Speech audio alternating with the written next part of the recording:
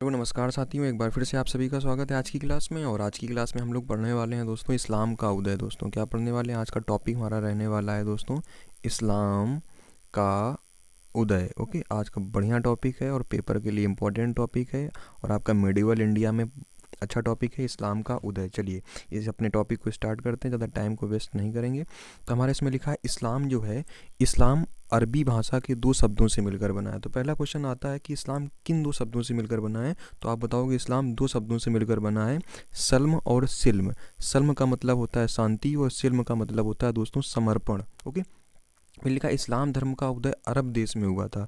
आपसे कहा जाए कि इस्लाम धर्म का उदय कहाँ हुआ था, तो आप बताओगे अरब देश में हुआ था। फिर लिखा इस्लाम धर्म के उदय के पहले अरब में बहुदेववाद एवं मूर्ति पूजा का प्रचलन था। यानी कि इस्लाम धर्म के उदय से भी पहले जो अरब में था बहुदेववाद था और मूर्ति पूजा का प्रचलन था।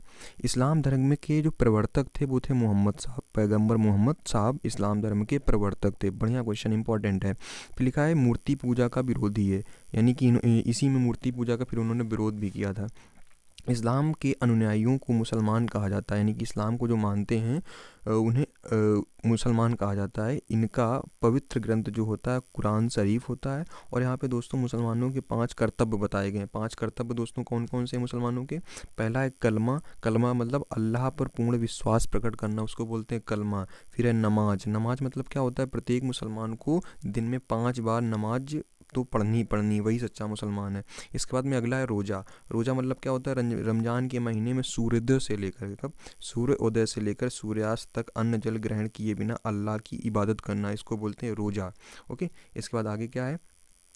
आगे हमारा दोस्तों इसी में लिखा हुआ है, आगे क्या लिखा है? इसी में लिखा है जक़ात। जक़ात मतलब होता है अपनी राय का 2.5%, अपनी आय का 2.5% गरीबों में दान करना। अपनी आय का 2.5% गरीबों में दान कर देना जक़ात है। इसके बाद है हज। प्रत्येक मुसलमान को जीवन में कम से कम एक बार मक्का की यात्रा जरूर करनी चाहिए। इसके बाद में अगला पॉइंट लिखा है पैगम्बर मोहम्मद साहब प्रथम मुस्लिम राज्य की स्थापना की, यानी कि पैगम्बर मोहम्मद साहब ने प्रथम मुस्लिम राज्य की स्थापना की और मदीना को केंद्र बनाया और मुसलमानों पर शासन किया। ओके, पैगम्बर साहब ने धर्म राज अर्थात खिलाफत की स्थापना की और पैगंबर साहब के बाद खिलाफत यानी धर्मराज के प्रमुख को खलीफा कहा गया। ओके, आई थिंक आपको इतना पॉइंट समझ में आ गया होगा।